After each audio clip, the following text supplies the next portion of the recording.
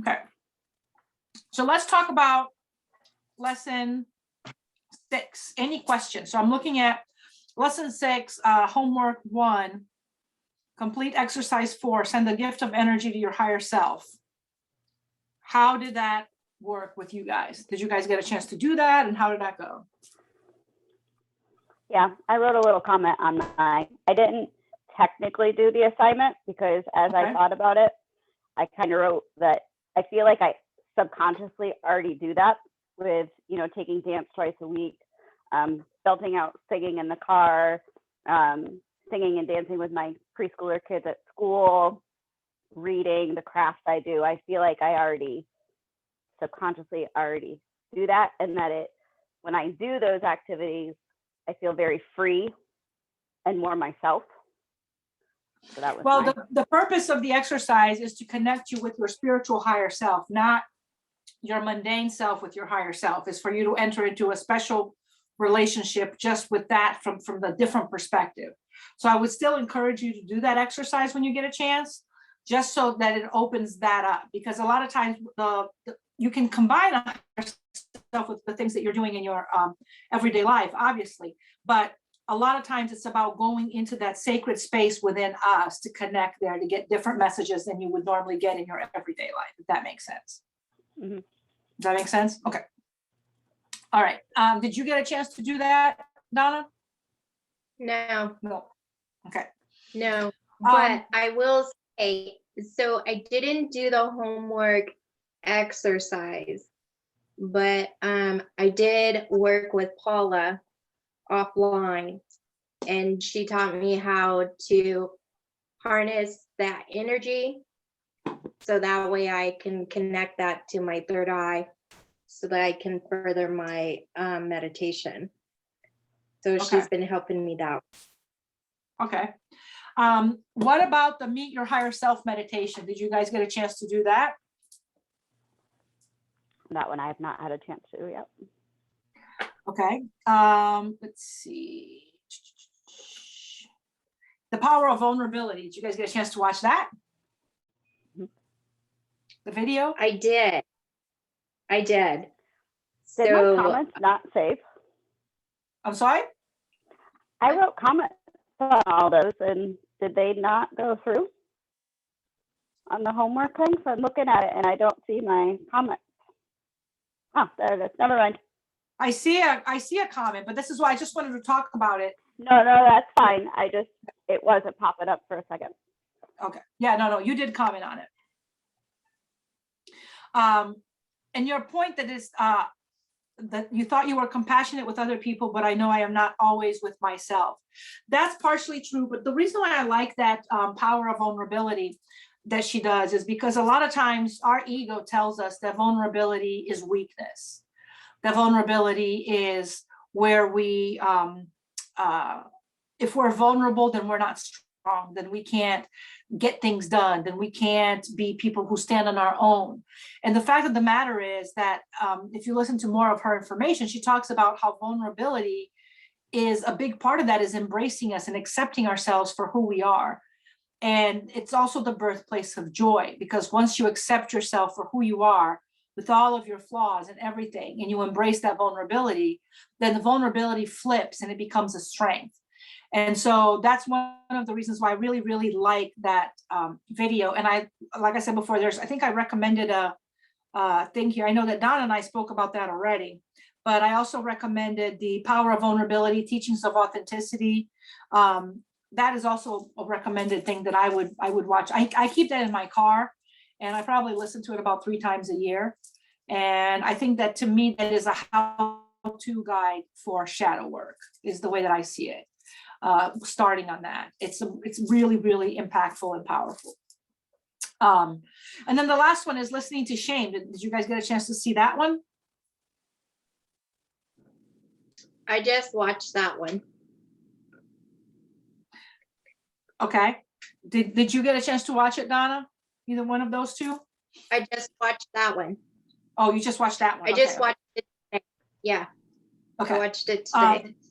I don't like that one as much as I do the other one, but I still, I think she covers a lot of what she covers, and the listening to shame is covered in the power of vulnerability, in my opinion.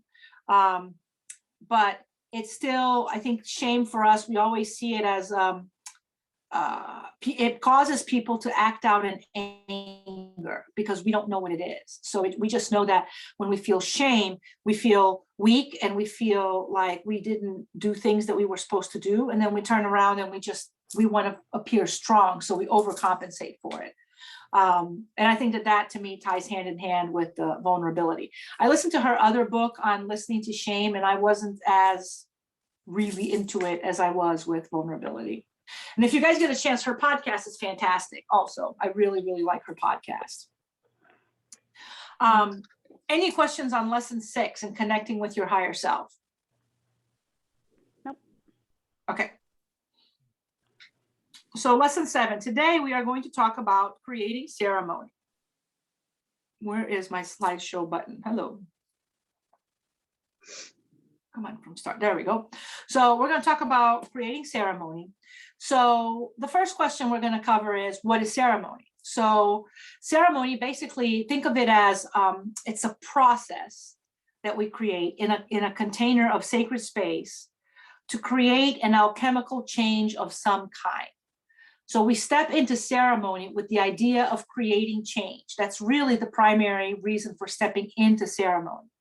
Now, this can be in many different ways that we create that change, but this is the power that ceremony brings to us. So ceremony is a unified ritualistic event with a purpose, usually consisting of several artistic components performed on special occasions. The word may be Etruscan origin via the Latin ceremonia. So a lot of times you'll hear us saying this a lot about the alchemy of the ceremony. And this is one of the things that I really learned when I started studying different spiritual paths, that everybody has the steps to creating ceremonies can be very, very different in different practices, like initiations. Sorry. Did you guys hear that? That was me. Oh, sorry. I thought it was me. And I'm like, where the hell is that noise coming from?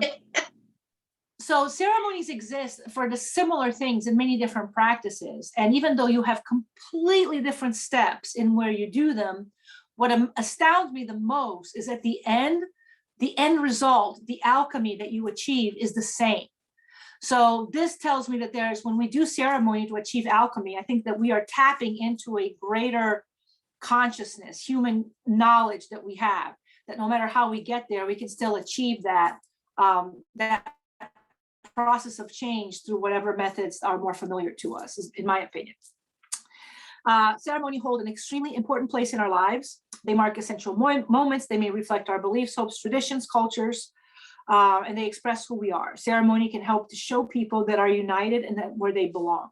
And this is an interesting thing. Ceremony is just as much about the individual a lot of times as it is about the community, right? So let's say you can get married and you can go over to the courthouse and sign a paper and get married. Or you can have a big wedding. So those are essentially the end result of that is you're still married, right? But think of the alchemy of the marriage when you go and you run to the courthouse and get married versus when you do it with the community of friends and family. It's a very different feel to that ceremony. How does it affect you in the long term? I don't know. I've never run to the courthouse before. I've been married twice, and both of the times I had a big wedding. So how does that affect the change of it? But the alchemy of the alchemy is different because one has a ceremony that goes with it and one does not. And so that change that you have, a marriage is supposed to be a rite of passage, right? Which is not just you stepping up and going, I'm getting married right now. This is my partner that I chose. And you telling your community that we are now a group. We are now a partnership, that we are together. What affects me affects my significant other, right? That is a different, it gives the community a chance to participate in that and to recognize what happened. And it gives you a chance to fully step into that role, as opposed to when you go into the courthouse and nobody witnesses that and you come out of it. A lot of times what I've heard from people, I haven't experienced it, but what I've heard from people before is that they walk out of there and they don't feel married. They feel, they're like, okay, well, what, and some people even said to me before, I don't know what I was expecting to feel, but I don't feel married. I feel the same as I went before. And it's because that alchemy of that ceremony wasn't there to create that change and to have the community around you to support you as you step into that change. And the same thing should happen in a hand parting. And I think personally, this is why we have so many problems with divorce these days, because we have this big ceremony generally when we get married, right? We bring our family together, all of our families, we get married, we make commitments to one another, we say our vows, everybody cheers, everybody supports us. There's this whole energetic connection between us and the community around us and the other person. And then what happens when you go to get divorced, right? Chances are you probably hate each other by then. You don't want to be in each other's presence. You sure as hell don't want to have a party together to celebrate the undoing of the relationship. Generally, it's a series of fights that ends with a letter or something that you write, a legal paper, and boom, you're divorced, right? And then what happens with that is all of those bonds and those cords that were formed during the marriage don't get a chance to be released in a ceremonial way, which is why people have such a hard time recovering from divorce these days, because not only did the community not get a chance to acknowledge the change that you went through and offer you support and offer you this idea of saying, we acknowledge you being by yourself, standing strong as a person. We didn't get that part, but also the cords that were associated didn't happen. So what happens after divorce, a lot of times you still have those cords. A lot of times there's a fair amount of shame that goes on. People either say, you know, if they were, if their partner asked for the divorce and they didn't, there's this shame going, why did they not want me anymore? If you left an abusive relationship, a lot of times there's that shame of going, how the hell did I get myself into the situation to begin with, right? Because you leave kind of in the cover of night, on the down low. You just sign a paper and you leave. And there's nobody there to witness it, to support you, to tell you you're gonna be okay. You are still a valuable member of this community. You are still worthy and we embrace you. That part is gone. So this is why divorce in today's society tends to be much more of a leave you feeling with a broken feeling than in a lot of ancient times when they had hand parting ceremonies. So that's one of the things the ceremony does for us and for the community. It gives us a change, but it offers the community an opportunity to recognize us, to support us, and to show the community, this is our new role now. This is who I am now. And the community says, we see you, we acknowledge your new role. Does that make sense? Yes. Let's see, communities together, we talked about all that, okay. Slide covered. So ceremony as a container for alchemy. We talked about that. Ceremony marks personal milestones and informs the community. We talked about that. So the examples, marriage, you are married and the community recognizes and treats you as such. Another example, I am a woman, no longer, I am a woman or a man, no longer a girl and a boy. When you have a rite of passage ceremony, society then looks at you and says, you are now entitled to all of the benefits and responsibilities that come with being a grown-up. You're no longer a child. That was the purpose of that rite of passage. You now get to learn the secrets of being a woman, of being a man. You get to know the things that only men and women are allowed to know. How you can contribute to your community, how you can find a partner, how you can keep your partner happy. All of those things are things that you learn after you go through that particular rite of passage. The same thing when you have a child, the community comes together and says, you are a mother now. You will need support no longer as an individual. You will need support now as a mother. You are a different person. And we are here to support you. We are here to support and protect the newborn child. And the same thing for death, which is really sad in my opinion, because we have in our society, we have turned death into this horrible, feared experience. There's not, you know, death is traumatic, just as birth. Imagine being born, it's extremely traumatic. And so is death, right? For the soul in particular, you're coming from this place of pure, you know, and all of a sudden you're shoved into an environment where you're cold and you hurt and people are poking things at you and you're opening your mouth to breathe and it hurts. And there's all this trauma that happens around birth. The same thing happens when we go through this transition for death. We are here in a society where we're accustomed to this living in this existence, and now the body starts to shut down.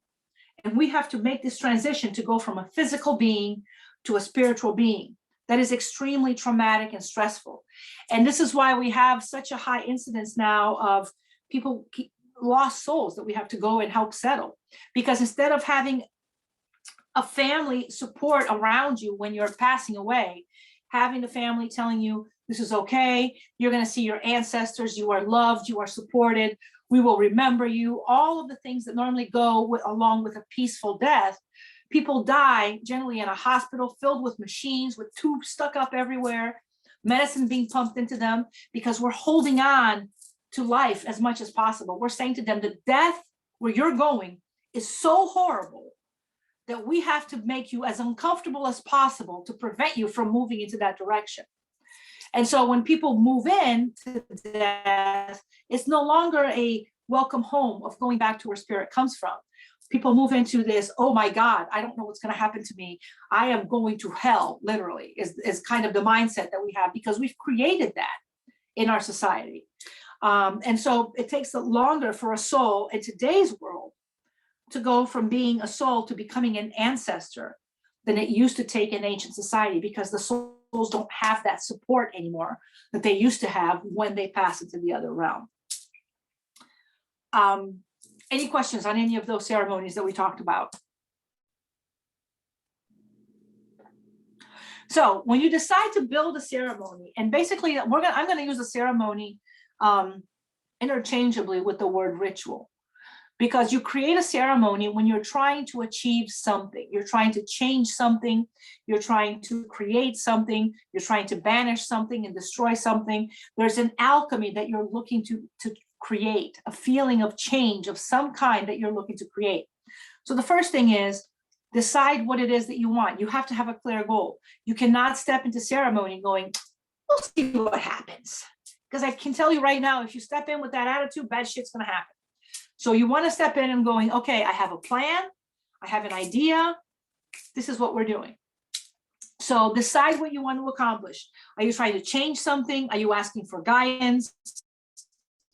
Are you celebrating or marking a life event? Do you need to understand why, why things are happening? This is going to drive the next few steps of where your ceremony is going to go. All ceremonies begin with intent. This is what I'm trying to do. And then how am I going to go about doing that? Step 2, where does the ceremony need to happen and why? Does it have to happen outside? Does it have to happen outside, or do you just want it to happen outside? Does it have to happen indoors, or do you just want to have it happen indoors? So understanding where it needs to happen is important, because at different parts of Mother Earth, we connect with her energy everywhere, obviously, but we may connect more with different energies depending on where we are. So if you wanted to do a water ceremony, for example, you would want to do that next to a river or a lake or an ocean. If you're doing a tree ceremony, you obviously want to do that near a tree. If you're doing some kind of like elemental earth work, you may want to do it in a mountain or in a cave or anything like that. In ancient times, they used to go and they used to do all of their underworld work in a cave. It would always be in a cave, because it was always the idea of an opening in the earth that you go into, and then something happens there. So the closer you were to the underworld, the more you are able to connect with it and affect it. So decide where it needs to happen. The second thing you're going to decide is how many people need to attend. Is this something that you're doing just for yourself, or is this something that involves community? And so let's say you want to get a raise at work. Chances are you're doing that for yourself. So you don't need to have your entire office come and support you in that, right? But let's say you're doing a going away party for somebody at work. That's a ceremony.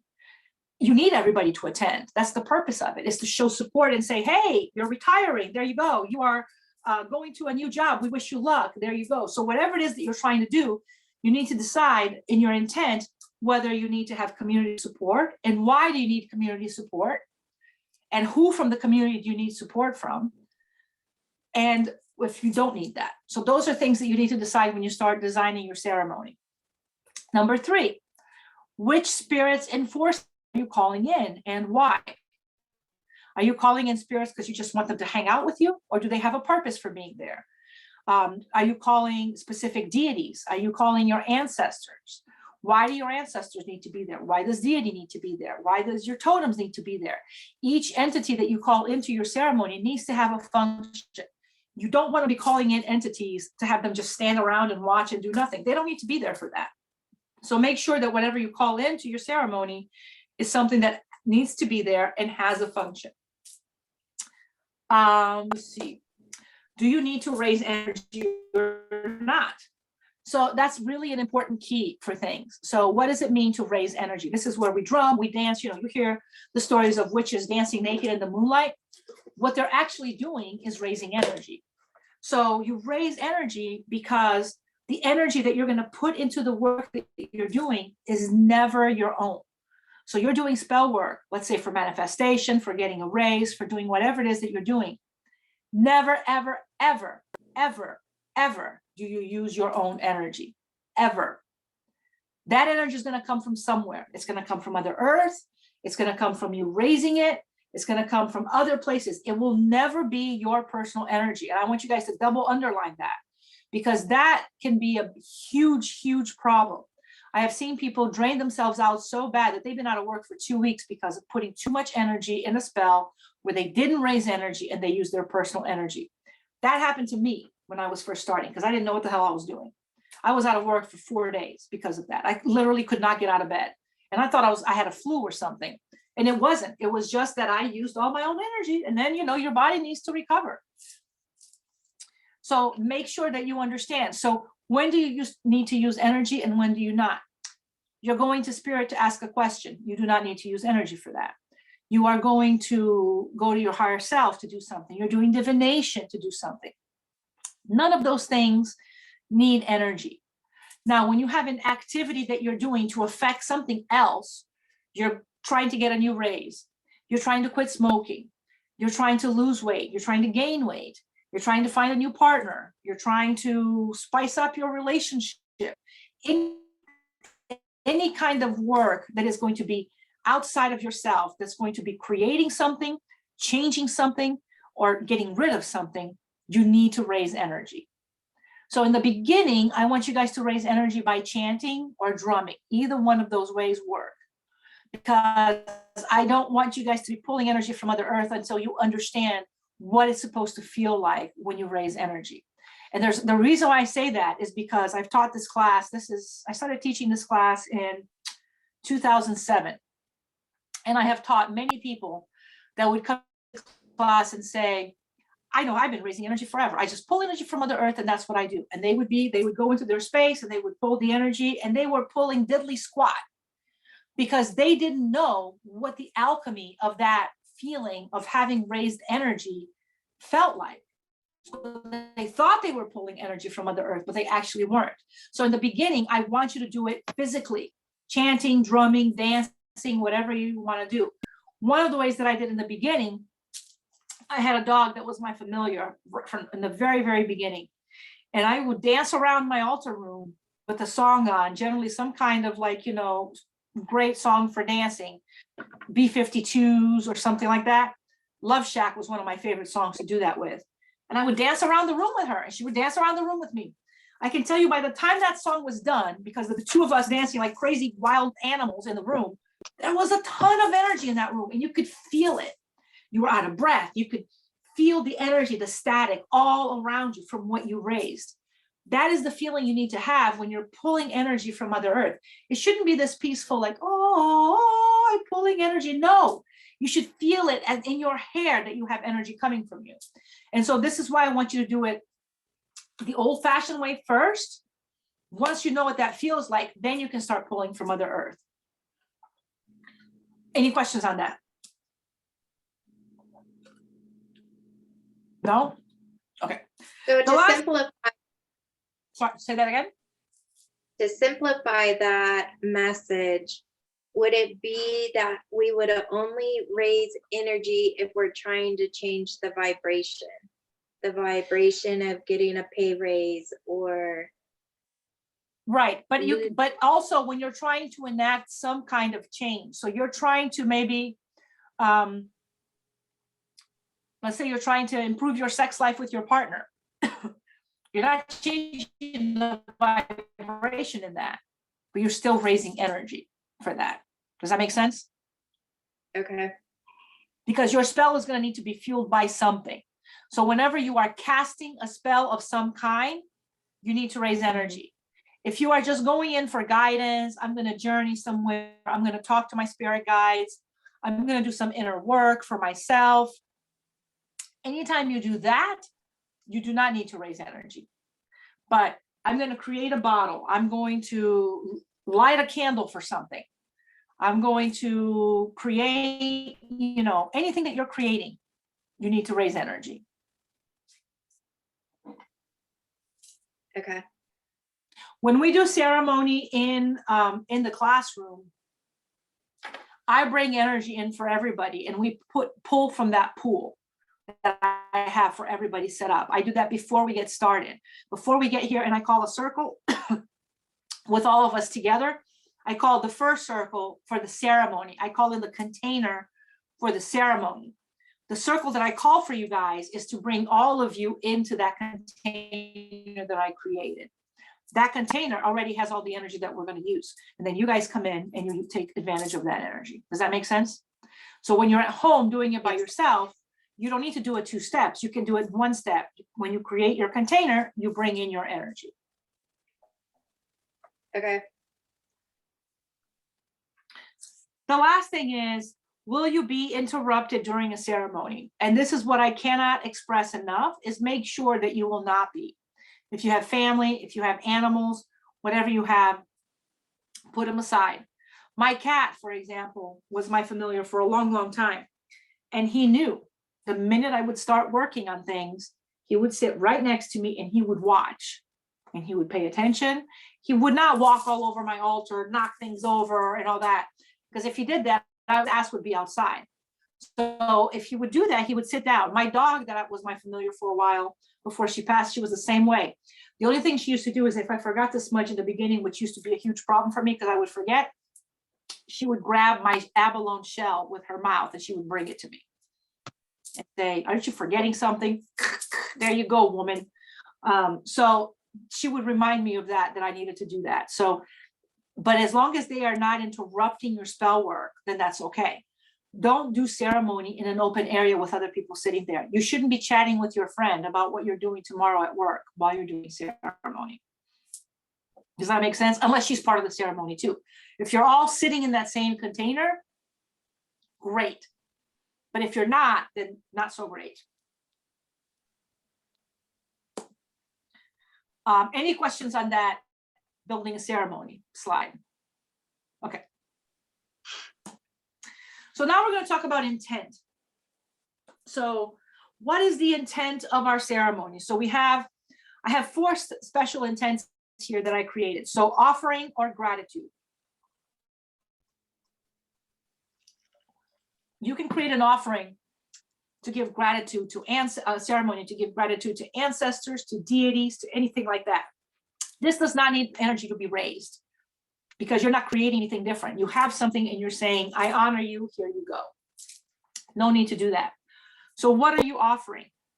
Keep that in mind. Are you offering a physical, tangible thing? Or are you offering a service or a sacrifice of some kind? An offering can be just that, in your honor, I'm going to offer my sacrifice to you is going to be maybe I will drink coffee for a week. I may murder people, but I'm offering that to you. So that could be an offering that you do. Or it could be something tangible, something physical that you do. Are you asking for guidance? Who are you asking? And I cannot stress this enough. Be specific. Don't say to spirit, well, what do you think I should do?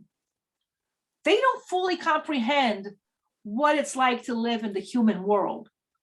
They may give you an answer that may be impossible for you to do as a human person.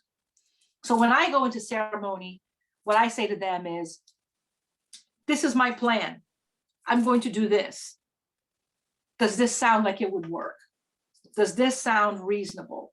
Am I forgetting something? Does this get me to my goal? I have specifics in mind and I'm asking for guidance on those specifics. Does that make sense? Yes. If you're celebrating a life event, once again, do you need to involve others or not? So you could do a celebration for your birthday by yourself. If you don't want a birthday party, but you still want to do something spiritual to mark your birthday, you can do that. A lot of times when you do an initiation, a self-initiation, a self-dedication, you're not going to have people involved in that. So for example, in our coven, all of the dedication happens with the coven elders, and the initiations happen independently. One person, the dedicant or the initiation person, and the coven elders together around it. All the coveners don't get to participate. The only exception to that is when somebody gets their high priestess initiation. And when they get that and they want to step out into the community and do their high priestess work, then it is an open initiation, because then since your plan is to step into the role of clergy, then you need the community to recognize you as such so that they know this is who I am now. This is I am a resource for you that you can come and see me anytime. That is the only time that we do public initiations. Most of the other ones are kept just within us. So if you're doing any kind of a spiritual initiation, how does it need to be? What does that need to look like for you? So decide that before you move forward. And lastly, are you casting a spell? If so, understand what is the change you want to see happen? What is the alchemy you're searching for? Which energies do you plan to invoke? Which energies do you plan to call in for aid? How will you raise energy for your spell? Once again, make sure you do not use your own energy. So we're going to talk about later on about different ways to raise energy for your work. But any questions on intent? Okay. So now creating sacred space. So we discussed that in the lesson that we talked about altar spaces and all of that. So you're going to have your altar space. That is one type of sacred space. But if you're holding a ceremony, if you're just doing a spell or something to that effect, you can have an altar. You can do that on your own personal altar. But sometimes you need to have a separate altar for a ceremony that you're doing. If you're doing work, if you're leading a ceremony for a community, like when I lead ceremony for you guys online, I don't use my personal altar. I create a special ceremony altar for that ceremony that I'm leading, because that is a very specific purpose for that. And when it's done, I don't want to carry that over into my personal altar. If you have your personal altar and you have all these people, you're inviting all of these people into your personal altar space. And that's generally your space. You should not be inviting people into your space. So if you're doing a ceremony that's going to be outside in the community, people will generally bring their altar stuff and they'll build a community altar then. If you work in a coven environment, we generally have our personal altars, and then there would be the coven altar. So there was an altar that only coven work happened, and we all still had our personal private altars where we did our personal work. So it's important to understand, is this something that you're doing just yourself that you need your private space for? Or is this something that everybody's getting involved that you need to have the community there for? And then you're going to create a separate altar for that. Oh, sorry. So wherever it is that you're holding your ceremony, the very first thing you do is you're going to cleanse and consecrate your space and the tools that you are going to use. So there's a lot of different ways to do it. Sage, Palo Santo, or any kind of smoke bundle you can use to consecrate, and everybody knows how to do that. You can also use salt water, and you would take a bowl of water, add a lot of salt to it, not a little bit, a lot of salt to it. Make sure it dissolves real good. And then you can take that water. Normally what I would do is I would take it in and I would go like this with it and sprinkle that water in the area that was my sacred space. You want to, before you do that, you want to bless that water to say, hey, this is the purpose. You're going to charge that water the way you would empower and charge a crystal with your intent, and say, you are going to cleanse this space for me. And boom, boom, boom. This is very handy if you're somewhere and you don't necessarily have access to any of these other tools. You can easily, I have done this many times, run over to like a restaurant or a bar, say, can I get a salt packet and a glass of water? And voila, you've got cleansing stuff that you can use to cleanse everywhere. And you can sprinkle that water anywhere you want to. Be very wary if you're sprinkling it on your car. Sometimes that salt's not great for your car paint or for the interior of your car. So be aware of that. a besom, a broom. You can use that to open up sacred space. So I'm going to, where's my, shit, what did I do with that? I had my broom sitting over here. I thought I did. I was gonna show you guys. Oh, crap.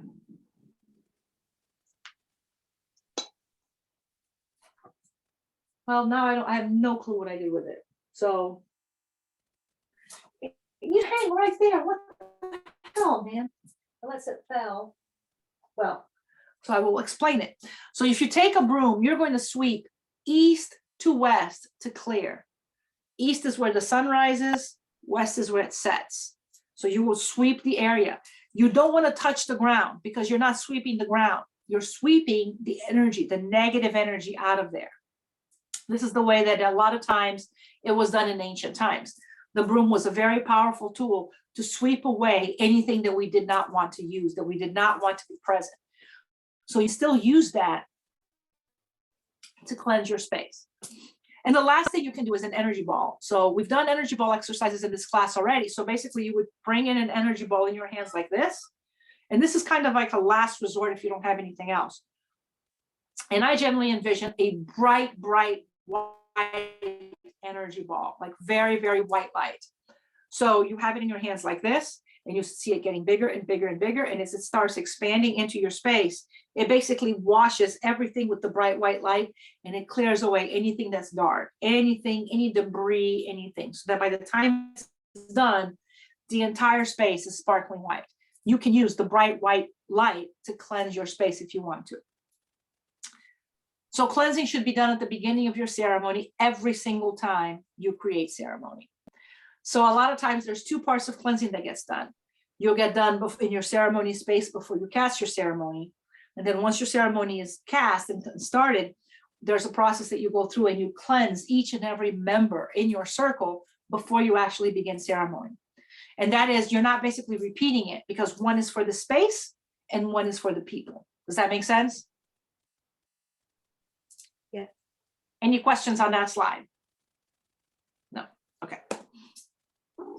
So we've got our spaces cleansed and ready to go. So the next thing we're going to do is we're going to call in the directions. Now, how many directions do you guys think there are? Without looking at the slide. Well, I don't have the slide, so I'm gonna guess 5. Okay. Mine would be 6. There's a total of 7 directions. And so if you imagine, you've got your 4 directions, north, 7, east, yeah. south, west, and then you have the Y axis, right? And that's going to be the down below, the up above, and the middle world, wherever you are. So those are total of it is 7 directions. The reason why this is important is because imagine you have the planet, the whole world here. When you create a ceremony, what you're doing is you're creating a small mini world where you are.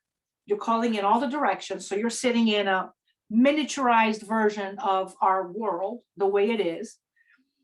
And you're going to enact change in here that once you send it out, it's going to expand and go into that particular place that you wanted to go out to.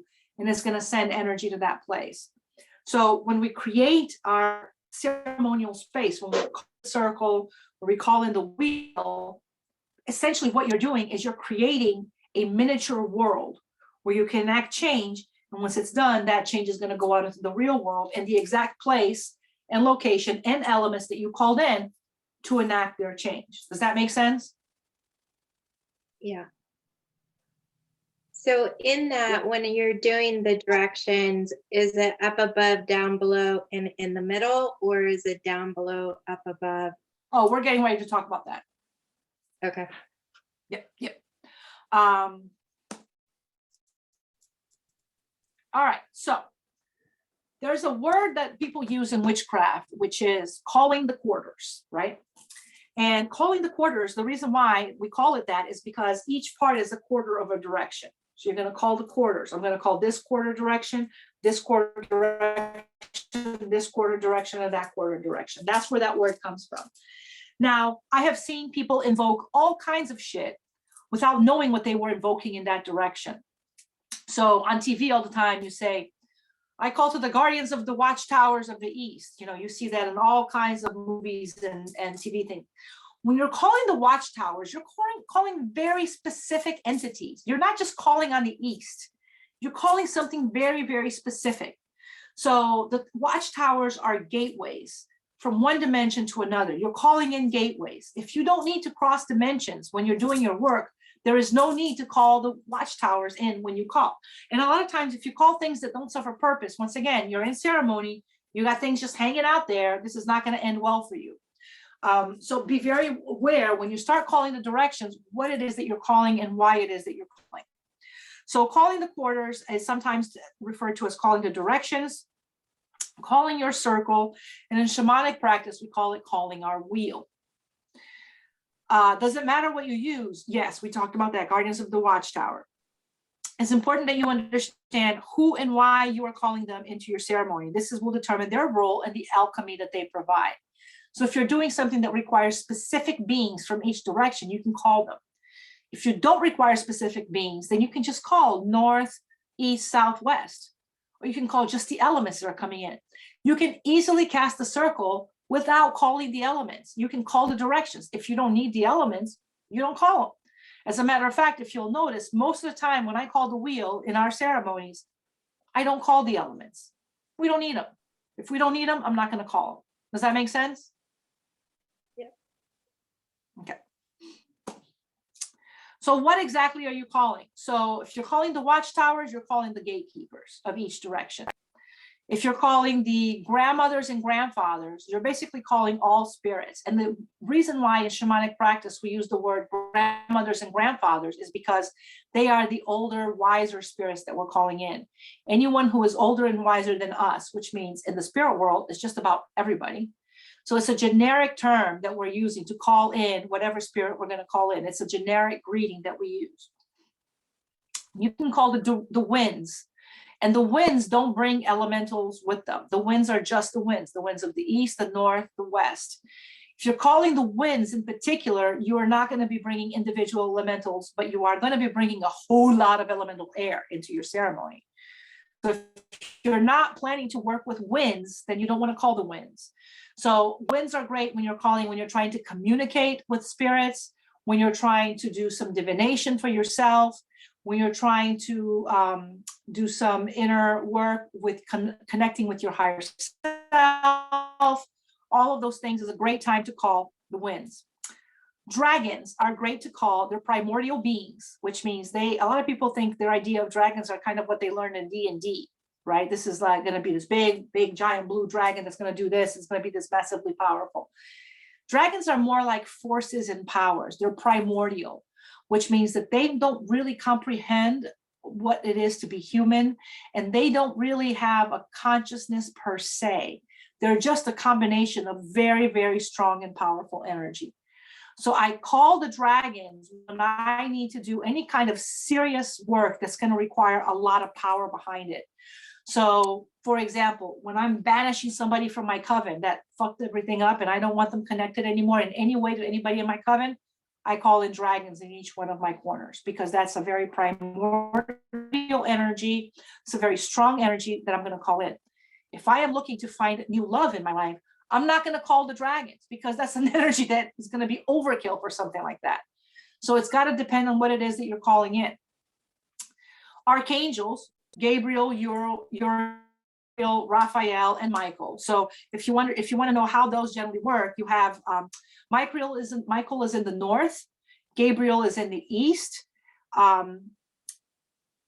Raphael's in the west, Uriel is in the south. That's generally how that works. And archangels are great if you're going to do any kind of angelic work.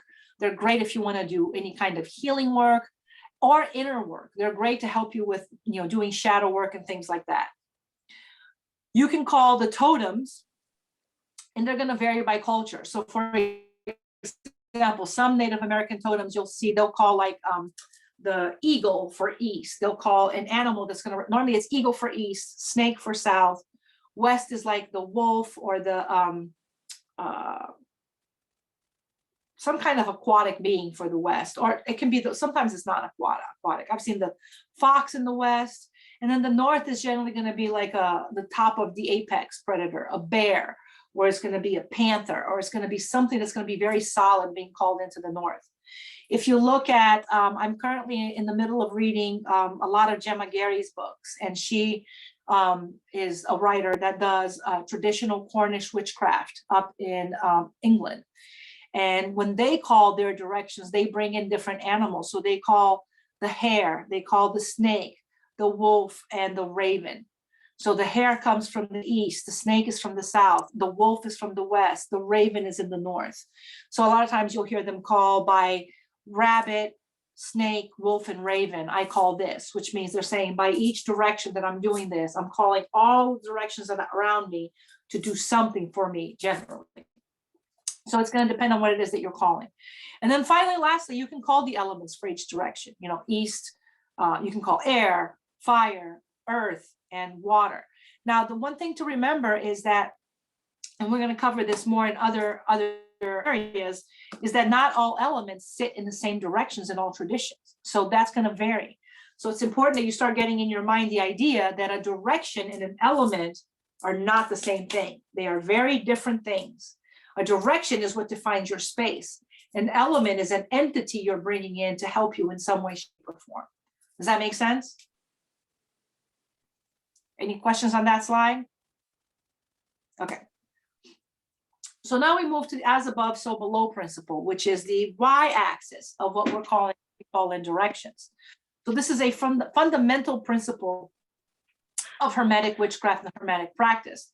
So you hear this a lot of times of as above, so below. People say that all the time, which means that the world above mirrors the world below, right? It's just kind of, it's an exact copy of one another, except one is higher frequencies, the other is lower frequencies. So when you're looking at the higher realms, the up above, generally you're looking at gods and goddesses, and you're looking at things that never really carried human form before. And when you're looking at the down below, you're looking at entities that perhaps at one point did walk in the earth, but it works the exact same way. If you've got 7 realms up here, you're going to have 7 realms down here. However many realms you have up above, you have it so below. And the tree for me is the greatest symbol that you can look to have that. And I think on your slides, there's a picture of a tree that says as above, so below, and the tree's in the middle. But if you look at the tree, essentially, it's a mirror image. The roots, if you would take a tree and you would flip it upside down and you would bury the top of the tree and have the roots sticking straight up, it would basically look like a tree in the wintertime. The roots would look like branches sticking out in many different directions. It just wouldn't have any leaves, but it would look exactly the same. So the idea, if you look at what a tree actually is, it's this big trunk like this with 2 puffy ends. One of them just happens to go in the ground and the other one goes up above. So it's this whole idea of the 2 sides of one coin, 2 things that mirror one another. So the core of witchcraft is based on sympathetic magic, and this is the core of it, which is sympathetic magic is the idea that we do a mundane action to mirror the vibration we want to see on a grand scale.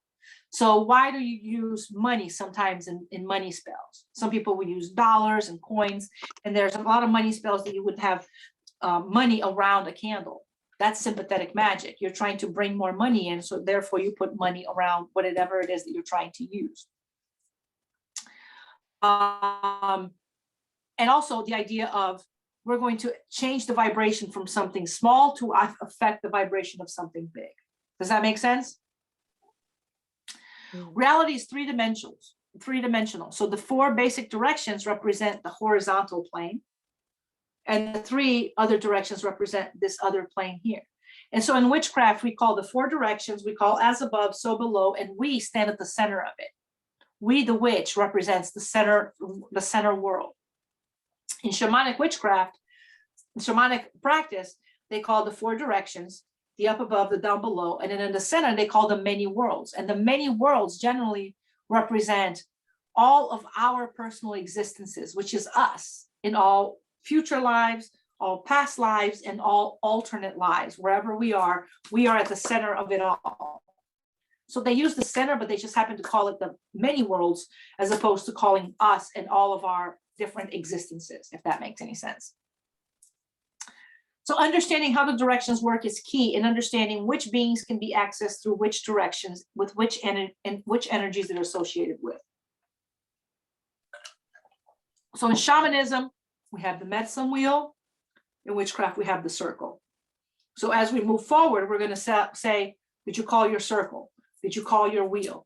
And that basically, when we're talking about that, we're talking about all of the directions around you and up and above, and that's going to create your sacred space for you.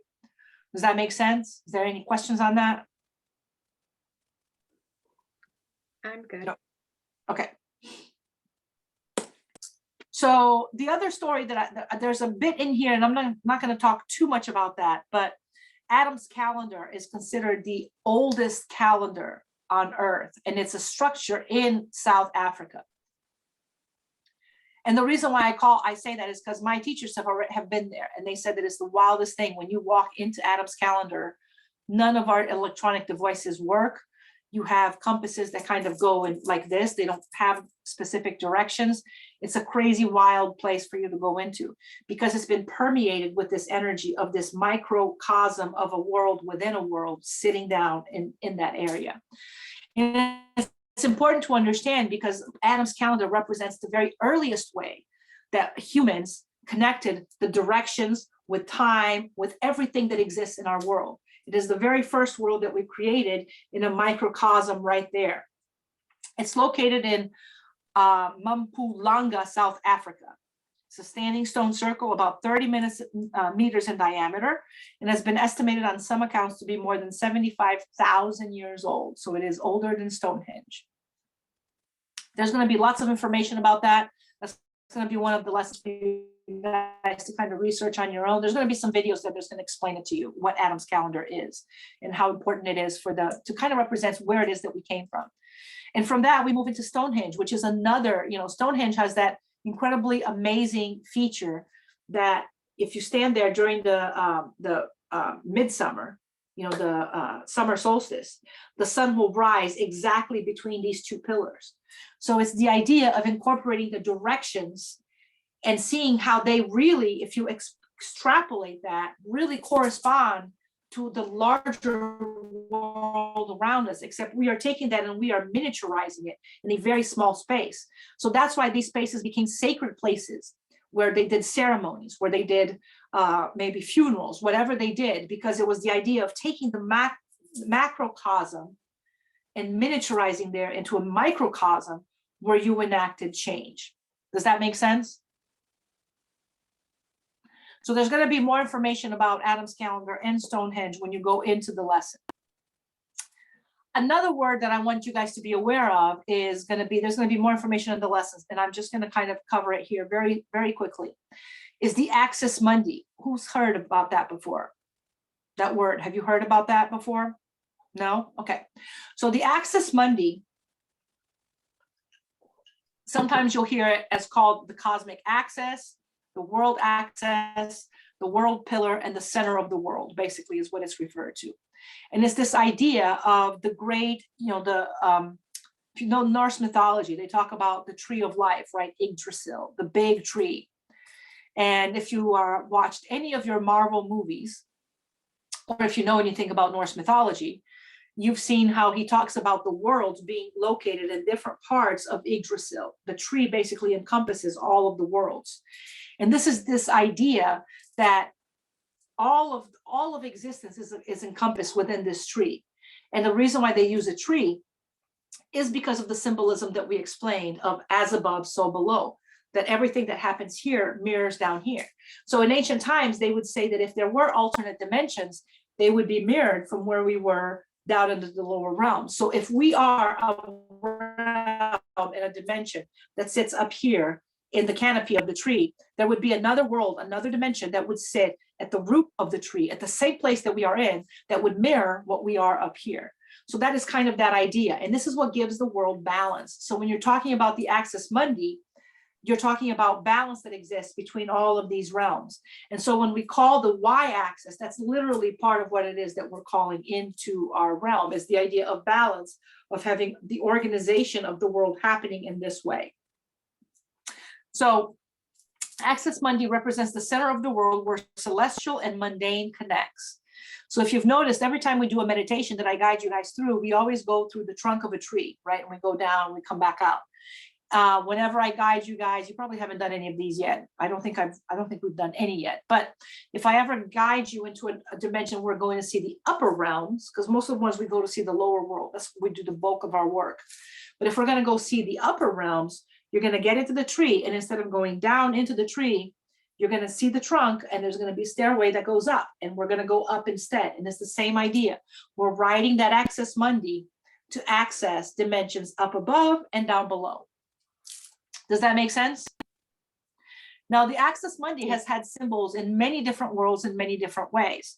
So, for example, in Japanese culture, Mount Fuji is considered their Access Mundi. They believe that Mount Fuji connects the heavens and the below. In Sioux culture, that happened in Black Hills, South Dakota. They believe that that connected the upper realms and the lower realms together into one thing. In Judaism, it was Mount Sinai. That connected the world of God and the lower worlds as well, hell and all of that. Yggdrasil is in Norse mythology. The chakra system is what happens in Buddhism and Hinduism. And if you imagine our chakra system being in Access Mundi, the heart chakra is the middle of that. You have the upper chakras, which connects you to everything that is spiritual, and you have your lower chakras that connects you to everything that is mundane in an everyday world. The tree of life in the Kabbalah, the Great Pyramids in Egyptian mythology, Mount Olympus in Greek mythology, the gods lived up here, the humans lived on the bottom. In Cornish witchcraft, they use the staff to represent the up above and the down below. And in voodoo and candomblé, we all use a staff. I have my voodoo staff is right there, with symbols all around that represent the connection of the upper realms and the lower realms coming together. So this is kind of how we incorporate a lot of that up above and down below in a physical way. But as witches and as shamans, we're going to be invoking that in a more esoteric way. Does that make sense? It's a lot of information, but yeah. It is. You guys have a month to kind of sift through all that. I have a lot of lessons in lesson 7. There's going to be a lot of videos and things for you guys to watch to be able to go through it and understand that. But the reason why I give so much information is when you're casting the circle, I don't want it to be I just memorize what each direction is, and this is what I'm casting. I want you to understand why you're casting it and why you're bringing that energy in, because only then can you have true alchemy happen. If you're somebody who's just reading from a book and you're casting the directions and you don't really know what you're casting, chances are your spell's not going to go anywhere, because the intent is not there. You don't know what it is that you're calling. You're just reading words off a page. So it's important to understand what it is that you're calling, so you can literally visualize those energies coming in. When I call the wheel at our ceremony, I'm not just saying the words to bring them in. I'm using all of my energy, all of my being, to call those spirits and those energies in to be part of our ceremony when we're doing that. So it's more than just words. And if you notice, I don't read it off of it. And a lot of times I call whatever comes to mind that day, because that is what those energies are bringing in when they come in. So casting the circle, understanding the directions and the elements are part of building a spiritual temple in your ceremony. So then we're going to be casting the circle next. So the circle works as a barrier between the mundane world and where you are creating your sacred space. When you are in your circle, you are outside of normal space and outside of normal time. That means that you created a little bubble where you're now going to create something different. And when you release that space, that bubble is going to go and join the macrocosm. That's what sends that energy out into the universe to enact change for you. A circle also provides protection for you and for your work, because you are not part of the real world when you're doing that. Things that exist in these other realms can't come in. You created your own little place and you lock the door, so you can make whatever changes you want, and you can be undisturbed and you can be protected while you're doing that. In shamanic practice, once you call in your wheel, that activates your sacred circle. So the wheel and calling the circle is going to be a very similar thing. You're sitting within the circle, you're in the side of your wheel, and you're ready to perform the alchemy that you're looking for. So as you'll notice, when we do ceremony online, what do we call first? the wheel, the very first thing that we call. Even when we do the witches round table, I call the circle in before everybody starts talking. Why? Because we're creating that sacred alchemy space so that people can put their vibration out there. It's a space for healing and for releasing. That is the purpose of calling that circle in before we start our ceremony. So in shamanic practice, creating that, those two processes are all in one. When we create the circle at the same time, we're calling in all the entities that we're calling in. In witchcraft, they become two separate processes. So in witchcraft, you're going to draw the energy from Mother Earth to designate your space as a barrier. And then you're going to call your entities. So in witchcraft, we're going to cast our circle, and then we're going to call all of the entities into our circle, right? And there's a big debate going on as, do you call in the entities first and then cast your circle, or do you cast your circle first and then call the entities? I've had massive arguments with people over this, because for me, I believed when I first started that I was creating a space like building a fence, right? And I would call the entities for me that I would call in, they would serve as posts in that fence. So I would call in the elements, for example. I would always call in the elements, and they would always be the posts of my fence.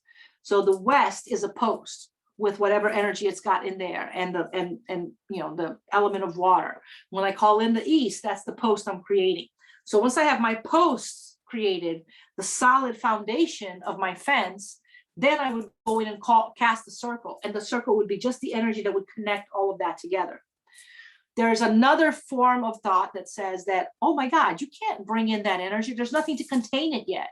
You need to create the container first, and then you need to bring in the energy. The fact of the matter is that I've done it both ways, and both ways work, so long as you understand what it is that you're calling, what it is that's coming into your sacred space. So in shamanic practice, the process is joint. So when I call the wheel, I am both casting the circle and calling the elements and the spirits and whatever it is that I'm going to be calling the directions in. In witchcraft, that process is generally separate. The circle, you're going to walk the circle, and you're going to basically bring a circle of energy around you, and then the entities are going to come in after that. Or you're going to bring in the entities first and then call a circle of energy around them. So, but still, the end result is you have a sacred bubble with the entities in it that are helping you keep that bubble sacred. Does that make sense? It does. Okay. So the elements are going to be a little bit different. So in traditional witchcraft, traditionally they're going to call, in the north, it's going to be earth. In the east, it's going to be air. In the south is going to be fire. In the west is going to be water. So there's a lot of times that those things are not going to change. You may see a slight change when you go to different parts of the world. Sometimes, which is in the southern hemisphere, we'll call it a little bit different. But by and large, this is the mechanism that's used. In modern shamanism, they're going to call east is air, south is earth, west is fire, and north is water. That is how they call their elements and their directions together. So it varies. In different shamanic paths, it can even vary from there. Some shamanic paths may call, west is water and then north is earth for them. Or they may say that south for them is earth and west is water. Or however it is that they call it. They may move their directions around. The thing that I've seen so far from every single direction, every single path that I've seen, everybody seems to put air in the east, because air is the beginning. So think about how reality, creation came. It was an idea, right? Everything starts as an idea, as a high frequency thought. And then slowly, as that vibration changes, it manifests into other things. So air is thought, it's creativity, it's the idea of things. And that is always going to be the beginning point. And that is the common thread between all cultures. So east is always air. And then everything fills in after that. The direction that things manifest after the idea is had will vary and change, but the idea always is the first. So for the purposes of this class, you can choose to use the shamanic method, which means you're going to be calling in the wheel, or the witchcraft method, which means you're going to be calling in the circle. Whichever method you use is fine. I want you to pick one for now and stick with it in that format. as you move forward, you'll be able to change your directions, however it is that you want to correspond with different elements. But I want you to follow one specific format right now in the beginning. You can pick which one, but use a specific one. Don't mix and match them. So if you're looking at the medicine wheel right now, which is the directions that we're going to call, so you probably hear that the direction of east, we're going to call for clarity, inspiration, thinking. It's going to be the mental body. It's going to represent the phase of childhood, generally has the element of air. In the south, they're going to call trust, love, and growth. It's going to connect with the emotional body, generally going to represent the phase of life of adolescence, and it's going to be the element of earth. In the west, there's going to be introspection, dreams, actions. It's going to represent our adulthood. It's going to be the physical body, and it's going to connect with fire. Finally, at the north is going to be cleansing, releasing, renewal. It's going to represent our senior years, our wise years, the spiritual body, and the element of water. And if you've noticed, when I call the directions, and that's generally what I call grandmothers and grandfathers of the East, we ask that you bring forward the gifts of the East, the gifts of clarity, of inspiration, the gifts of thinking, of moving forward, of connecting our thoughts and words and all of that. That's all that comes through in the East. And then grandmothers and grandfathers of the South, we're going to call in the trust, love, and growth, childlike innocence of approaching our feelings without judgment. We're calling in the emotional body. We're not calling in judgment. So in the West, we're calling in grandmothers and grandfathers of the West. What's coming in? Introspection, dreams, actions. We're calling in adulthood, the ability to take our thoughts and emotions and feelings and put them into positive action in our lives. The North, we're calling in cleansing, releasing, renewal, the ability to close the cycle so we can begin anew in the East, release all that no longer serves us. It is the end of life that we're calling. So if you look at the wheel, it's going to follow the circle of life: childhood, adolescence, adulthood, wise years. Wise years comes at the end, where we release all that no longer serves us so we can move forward into spirit without a body, or to begin again in the East, come back to the world as a child again and go through the circle one more time. Does that make sense as to how that circle works when we call these four directions? And so when you're calling the up above in witchcraft and in shamanic practice, we're going to call guardians of the up above. We're going to call the planets that are above us. We're going to call the ancestors. We're going to call the spirit guides. We're going to call Father Sky. We're going to call Grandmother Moon. We're going to call gods and goddesses. That's all who lives in those above realms, right? The down below, we're going to call in Mother Earth, who's going to hold us together. We're going to call in the stone beings that live there, the rocks. We're going to call in the rooted beings, all plant spirits. We're going to call in the winged ones, all winged beings that live, all winged totems. We're going to call in the rainbow spirits. Those are the spirits that live in our imagination, but we're not sure if they have ever actually walked the earth. Some of them have, some of them have not. So those are the dragons, and they are the griffins, and they're the unicorns, and all of these things that have, even dinosaurs are considered rainbow spirits. Anything that existed but now is no longer actively living on our planet is a rainbow spirit. We're going to call in the earth crawlers, which are all of our snakes and our worms and our insects that crawl the earth. We're going to call the earth walkers, that are the two-leggeds and the four-leggeds. So we are the two-leggeds. We walk on two legs. Everything that walks on two legs is the two-leggeds. Everything that walks on four legs is the four-leggeds. So those are the dogs and, cats and deer and moose, and then human beings come in that. Ancestors also live down below. And the water beings, the ones that live in water. This is how we're calling when we're calling down below. You don't have to write this down in your presentation, so you don't have to take notes on this. So when you come to the center world, remember we talked about the center is all existences. So you're calling in you, all of your past lives, all of your future lives, all other dimensions, and all other worlds that you could possibly exist in. This is what you're calling in. So there's a lot as you move through the medicine wheel. You are literally calling in every different aspect of creation. Does that make sense? It is a lot. So yes, there is. It's going to be very similar when we call in the circle, but yes, it's a lot. So calling in the medicine wheel, we covered that. I pretty much covered the four directions. So when you're calling the up above, great grandmothers and grandfathers, of the up above. I ask to come and join me in my ceremony today. I invite my ancestors, my spirit guides, my gods, goddesses, and all celestial bodies.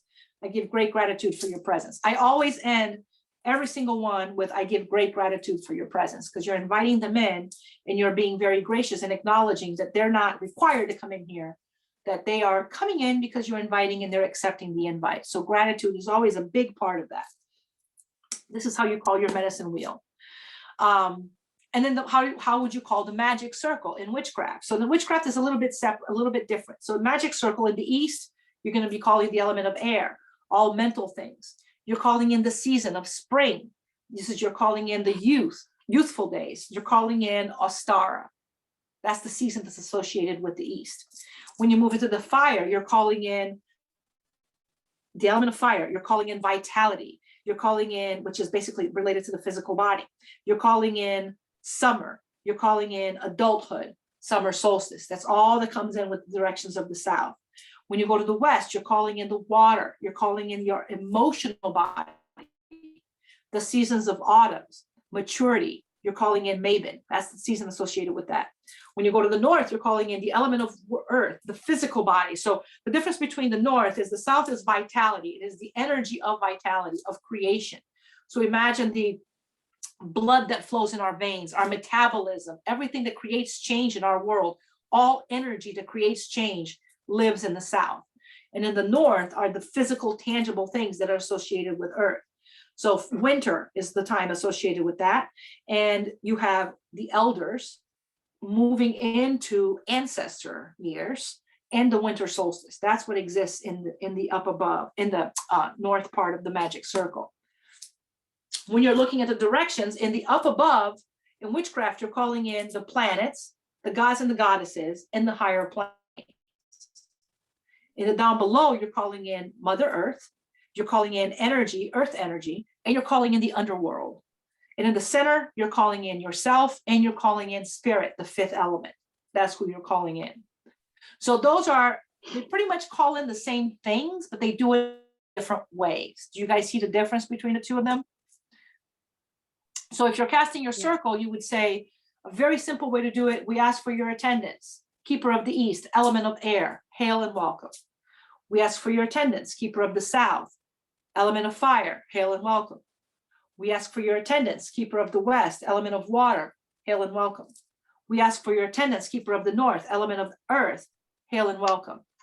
As within, so without, as above, so below, so mote it be. That is a much simpler way of casting your circle, the witchcraft way, because then in witchcraft, we're generally going to call in whatever entities specifically by name that we're calling in after that. In shamanic practice, we're calling in our entire spiritual community to witness whatever it is that we're doing. So it depends. There are times when I need to do a quick spell, I may cast the circle. When I'm ready for a bigger full-fledged ceremony, I may use the medicine wheel. Whatever you called, that's what you're going to release. You can't call the medicine wheel and release the circle. You call the medicine wheel, you release the medicine wheel. You cast the circle, you release the circle. Does that make sense? Yes. Any questions on that? No. Okay. So next is we're going to raise energy. So how are you going to raise energy? You do not need to raise energy every time you do a ceremony. We talked about that before, but you do not need to raise energy for blessings, gratitude, rites of passage, offerings, guidance, etc. You do need to raise energy if you plan to cast a spell. So in shamanic witchcraft, they basically combine, in witchcraft and shamanism, we can combine the best of both worlds. In shamanic practice, they use their drums, they use their rattles, right? So when I'm calling this directions with a rattle, I'm raising energy at the same time. In shamanic practice, so this is what you would use. In witchcraft, then, we're not calling it with a rattle. You can, if you want to call the directions with a rattle and raise energy at the same time, you can do that. But witches, normally we use shape the energy to change the world is what we're calling in. And we're going to be using that normally through chanting, through dancing, through doing whatever it is that we're looking to do. The chant that we most often use is a simple, the goddess chant, which is Isis, Astarte, Diana, Hecate, Demeter, Kali, Inanna. That's going to be in there for you guys. So the way to raise energy with a chant is a crescendo. So you would do Isis Astarte Diana Hecate Demeter Kali Inanna, Isis Astarte Diana Hecate Demeter Kali Inanna, Isis Astarte Diana Hecate Demeter Kali Inanna, Isis Astarte Diana Hecate Demeter Kali Inanna, Isis Astarte Diana Hecate Demeter Kali Inanna, Isis Astarte Diana Hecate Demeter Kali Inanna. You've raised the energy with that crescendo. Does that make sense? Yeah, We used to you just gave me have the a special one that we did. Huh? Say that again? I said you just gave me the chills through that whole thing. That's the energy. That's the power of that energy coming in. So we have, like, for example, there's another one we used for the direction, the Sabbath. So we would say, we all come from the goddess, and to her we shall return like a drop of rain, rolling to the ocean, hoof and horn, up, hoof and horn. All that die shall be reborn, corn and grain, call and grain. All that fall shall rise again. We all come from the goddess, and to her we shall return. And we go faster and faster and faster and louder and louder and louder until we raise the big energy for the Sabbath. More words, more energy, and then release it at the end. But that's generally how you release, how you call energy into your ceremony with witchcraft. If you don't want to do that, you can just use your rattle, you can use your drum, and drum however much you want to. But a chant is a very quick and easy way to do that. So in that simple little chant that I did, the Isis Astarte Diana Hecate, Isis Astarte Diana Hecate Demeter Kali Inanna. Sorry, I have to do the whole thing, or I can't pick it up in the middle. It's like my social security number. Somebody says, what's the last 4 digits? I have to roll the whole thing in my head so I can give them the last 4 digits. I can't remember the middle or the last or anything. It has to be the whole thing. But anyway, so you can do, that's a very easy, simple chant to remember that you can do. And remember that what you want to do to raise energy is the chant gets faster and faster and higher and higher.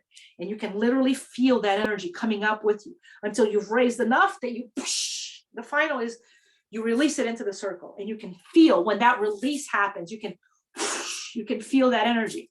That's why it's important that you learn to call it physically before you do the other method, because you want to feel that release when you call it in. And then when you know what that feels like, then you can call it in just, with your thought and your idea and just pulling in energy from Mother Earth. Any questions about that? All right. So the science of ceremony, we're going to talk about this a little bit. I'm going to kind of brush through it because there's a lot of other videos on it. And there's a video I think that I posted from when I did a tea time that explains the science of manifestation. So essentially what happens when you do manifestation work, then you're doing any kind of spell work, we are working on that energetic field. So we talked about that you're going to take, let's say you have an energy vibration that's going like this, that's going to manifest like this. And you don't really want it to go like this. You want it to go like this. And you want it to manifest like this in a different way. So when we do our work, we do it in our little microcosm.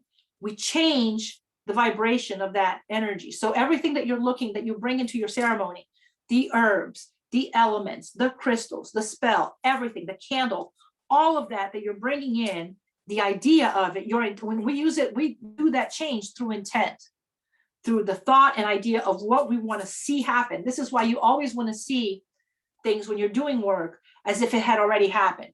You don't want to see it as it's happening. You want to see the end result of what's happening, because that's the work you're doing is for the end result. That's what the vibration you're shooting for. If you shoot to see it as it's happening, your manifestation is going to be the middle of the process, not the end of it. So the visualization that we use is a tool that we use to change the vibration. And then we bring in all the things that we bring into ceremony with us are just things that add more power to us being able to visualize that are going to help us make the change to that vibration. So we take that vibration, we make a change to it, we send our energy out to do that, to manifest differently. And then over time, that vibration will manifest how it's supposed to be, which is why you want to work on it early. If something is already in the process of manifestation, you are going to be very difficult to manifest something different. But if you start early, if you decide, you know what, I want to raise in 6 months, start your work now. If you do your work for manifestation the day before your review, your raise has already been decided. We're not Harry Potter here. So nothing's going to happen immediately when you do your work. So you want to make sure that you do it early. You understand what that manifestation needs to look like. You do it early, you do the work, not just energetic, but the physical work associated with it, and then watch it roll out and manifest the way that you want. Same thing if you're looking for a partner. A lot of people say, oh, I got a party I'm going tonight, and I want to hook up and I'm going to do spell work today. You can find a hot Saturday night that way. You can't find your soulmate that way. So it needs to be something, an ongoing thing that you're doing to change the vibration, to manifest it in the way that you want it to be manifested. So that is basically how spells work. And this is why it's important to, there's a couple slides in there that's going to show you the vibration before your spell and the vibration after your spell, depending on how it is that you want to have that happen. So all of that you're bringing in, that energy that you're raising into your circle, is going to be the energy you're going to use to tweak that vibration. And this is why it's important not to use your own energy. There's a lot of energy that goes in making that change. You don't want it to come from you. You want it to come from somewhere else. Does that make sense? Okay. So once you've done all of that and you cast all of those things and you're saying, okay, I am now done. I did my work. I cast my circle. I raised energy. I did my spell. Now I'm going to release my circle. So when you get to that point, when you've done your spell, you're going to repeat your steps backwards in the backward direction from which you went. So everything built up to this, you did your work. Now everything happens backwards. So when you hit this place, you're going to say, okay, now I'm going to start moving in this direction. So what was before you raised energy, what did you do? What was the thing that you did? You invoked deity. You released deity. Before that, if you cast a circle and you called in your directions, you release directions. You cast the actual container, you release the actual container. You cleanse, and then you ground. So if you did the medicine wheel, you cast your medicine wheel, you did your energy, you did your work, and now what you're going to do, you're going to release the medicine wheel in the opposite direction that you cast it. So you cast it starting in the east, south, west, north. How are you going to release it? North, east, south, west. North, west, south, east. That's how you're going to do it. In witchcraft, we generally walk the circle. So when you're going to cast your circle, your container, you're going to pull energy, just delineate the boundary. You're going to raise energy within the circle that you're going to use for your spell. But when you cast circle in your boundary, you're going to ask Mother Earth, hey, help me create a boundary here. You're going to visualize that energy coming down from Mother Earth, coming through you, and going out through either your finger, your wand, or your athame to designate the area that you're casting. So this is what athames are used for. Athames are used to manipulate energy in one way or another. We use them to manipulate energy that way. We use them to manipulate energy doing sigils and moving things around within spells or within cauldrons and things like that. That's basically the correct way to use an athame.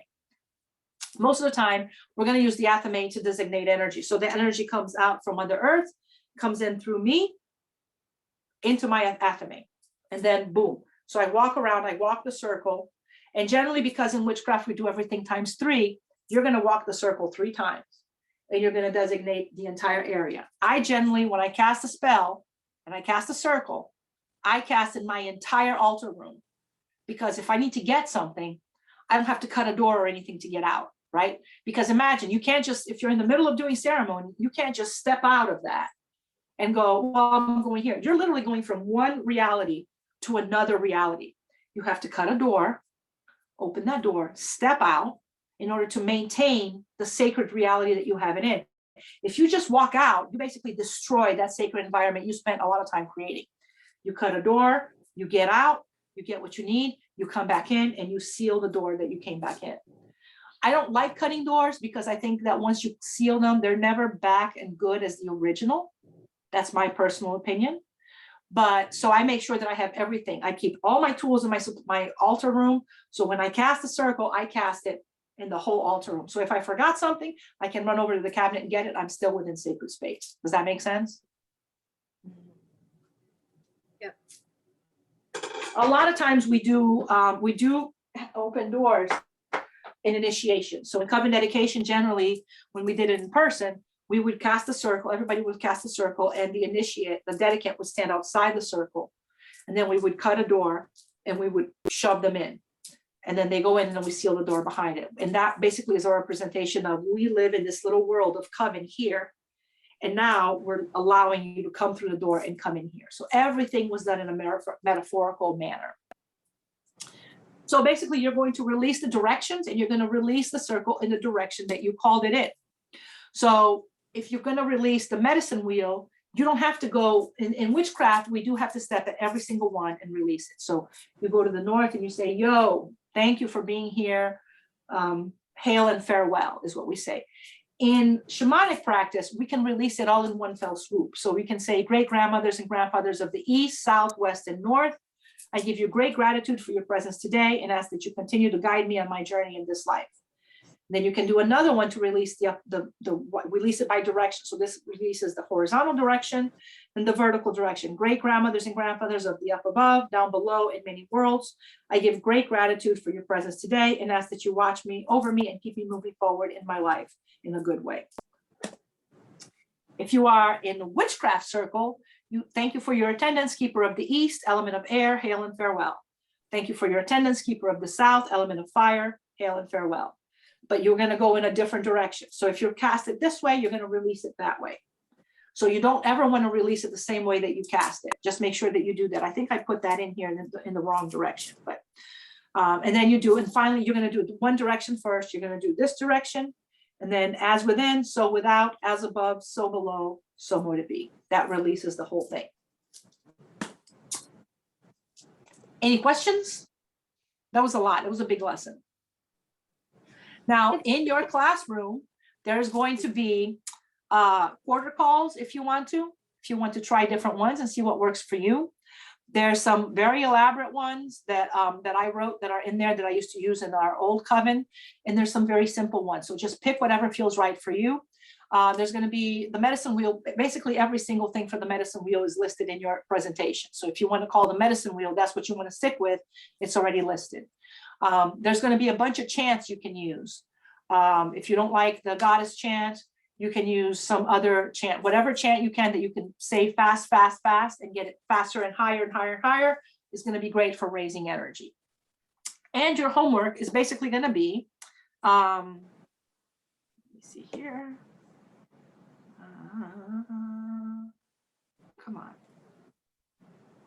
Oh, what is the, oh my God, what is the problem today?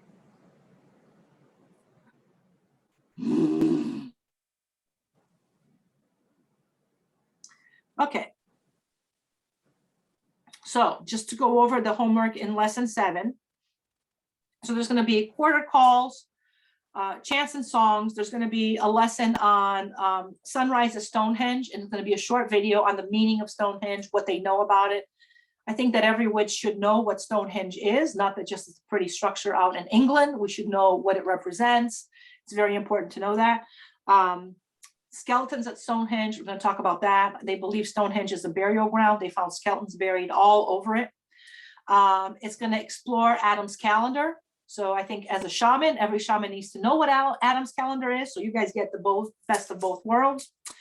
Then you're going to come into lesson 7.6, creating and performing ritual. So in this ceremony, it's going to take you through the process in witchcraft of casting the circle, calling the quarters, raising energy, releasing quarters, and earthing the excess energy, grounding at the very end. In its very first exercise, 7.6, you're just going to cast your circle and raise energy, and you're going to sit there and just soak that energy up. And then you're going to release it. You're not going to do any work. And what I want you to do is while you're sitting there, I want you to feel, what does this feel like to me? How do I feel the different energy? Did my hair feel like it was standing up? Could I feel the difference of when there was energy and when there wasn't energy when you released it? So sit in the space before you cast your circle, go through the process, and then sit in the space once you've raised energy, feel what that feels like, and then release it and sit in that space again. You should be able to tell 3 different sensations as ceremony space was prepped, as you were sitting in ceremony, and that ceremony space was released. Lesson 7.7 is going to be basically talking about the Axis Mundi. A little bit more information about what that is and why that's important. I think the video I included there is a video that explains Yggdrasil, which in paganism is kind of like our primary Axis Mundi that we generally work with. Lesson 2 Homework 2, you guys already did. You probably won't have to do it. It may be a revisiting, but it is how to connect with each element. And you guys should already know how to do that. So this is just for the people who are not taking that class. And lesson HW3, creating ceremonial space, is going to be about a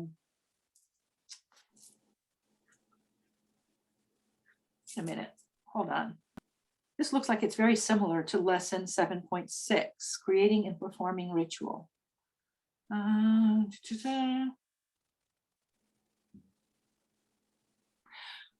yeah, it's pretty much the same exercise. You guys don't have to do it twice. You can do it. The first one just says it's an exercise to raise energy, and you can take in the energy to heal yourself. And then the second one that I put, creating ceremonial space, is just to sit in the energy and tell the difference. You can do that as one ceremony. So you can do homework 3 and homework 1 as part of the same one. Homework 1 is just going to have some extra reading that's going to be in the book for you guys to read. And then finally, homework 4, your personal ceremony. So in this one, you're going to do the same thing. You're going to create ceremony, and you're going to actually write a ceremony for yourself. Something, it's not going to be a spell. It's going to be a ceremony of some kind. Let's see. Find an activity that you generally enjoy doing. It can be artwork, it can be journaling, it can be crafts, it can be painting. And I want you to feel how that activity gets charged differently and feels different when you're sitting in a sacred circle with energy raised and you're channeling that energy into whatever activity it is that you're doing. So that's basically, you're going to pick whatever activity you want to do, sit in circle, channel that energy into that activity, and then release it. And then I want you to compare how that feels to when you do that activity by yourself without sitting in circle. Was there a difference? Did it feel stronger? Did it feel more potent? And then track over the next week or so how it felt. Did something manifest in your life just from that experience alone? So you can track how all of that went. So in this very, very important homework is to do 2 ceremonies this month, guys. We're getting into the nitty-gritty stuff. So this is where you guys can't really skip lessons anymore. If you want to really be able to move on to the next class, is you need to start doing some of these homeworks and these ceremonies. So make sure that you do at least 2 circles. One of them, just sit and bask in the energy and take it in. And the second one, where you go in with purpose to do your activity, your journaling, your artwork, your crafts, whatever it is that you're going to do, sit in that circle, channel that energy into that activity, see how it feels when you come out. And that's basically it for lesson 7. Any questions? Okay. Well, if you guys have any questions during the month, message me, let me know. And or you can post in the group as well, whatever works for you. And I know you guys look like you're fading fast, and so am I. And plus I'm starving, so I have to go eat dinner. But thank you all for coming. And I so appreciate you guys allowing me to move dates on this one. So I really, really appreciate that. Totally understandable. Yep. All right, guys, have a good night. Take care. Bye.